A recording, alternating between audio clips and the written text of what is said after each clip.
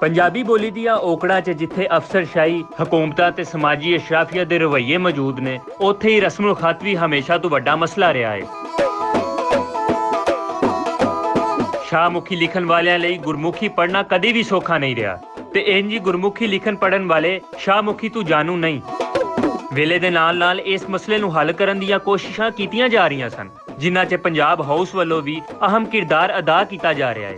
ਹੁਣ ਸੱਜਣਾ ਮਿੱਤਰਾਂ ਦੀਆਂ ਕੋਸ਼ਿਸ਼ਾਂ ਦਾ ਨਤੀਜਾ ਗੂਗਲ ਟਰਾਂਸਲੇਸ਼ਨ 'ਚ ਪੰਜਾਬੀ ਸ਼ਾਹਮੁਖੀ ਤੇ ਗੁਰਮੁਖੀ ਦੋਵਾਂ ਨੂੰ ਸ਼ਾਮਿਲ ਕਰ ਲਿਆ ਗਿਆ ਹੈ। ਜੇਕਰ ਤੁਸੀਂ ਸ਼ਾਹਮੁਖੀ ਨੂੰ ਗੁਰਮੁਖੀ ਜਾਂ ਫਿਰ ਦੂਜੀਆਂ ਬੋਲੀਆਂ 'ਚ ਤਰਜਮਾ ਕਰਨਾ ਚਾਹੋ ਤੇ ਜਦੀਦ ਟੈਕਨੋਲੋਜੀ ਤੁਹਾਨੂੰ ਪੂਰੀ ਸਹੂਲਤ ਮੁਹੱਈਆ ਕਰਦੀ ਹੈ। ਪੰਜਾਬੀ ਸੂਝਵਾਨਾਂ ਇਸ ਅਮਲ ਨੂੰ ਸਰਾਹਣ ਦੇ ਨਾਲ-ਨਾਲ ਕਿ ਸ਼ਾਹਮੁਖੀ ਰਸਮੁਲ ਖਤ 'ਚ ਹਾਲੇ ਬਹੁਤ ਸਾਰੀਆਂ ਗਲਤੀਆਂ ਨੇ, ਜਿਹਦੇ ਉੱਤੇ ਗੂਗਲ ਦੀ ਟੀਮ ਨੂੰ ਹੋਰ ਤੇ ਭਰਵਾਂ ਕੰਮ ਕਰਨ ਦੀ ਲੋੜ ਹੈ। ਯਕੀਨੀ ਤੌਰ ਉੱਤੇ ਆਉਣ ਵਾਲੇ ਦਿਨਾਂ 'ਚ ਇਹ ਗਲਤੀਆਂ ਵੀ ਘਟ ਜਾਣਗੀਆਂ ਤੇ ਪੰਜਾਬੀ ਬੋਲੀ ਦਾ ਤਰੱਕੀ ਦਾ ਸਫ਼ਰ ਵੀ ਤੇਜ਼ ਹੋ ਜਾਵੇਗਾ। ਲੋੜ ਇਸ ਗੱਲ ਦੀ ਹੈ ਪੰਜਾਬੀ ਬੋਲੀ ਨੂੰ ਟੈਕਨੋਲੋਜੀ ਨਾਲ ਜੋੜਿਆ ਜਾਵੇ।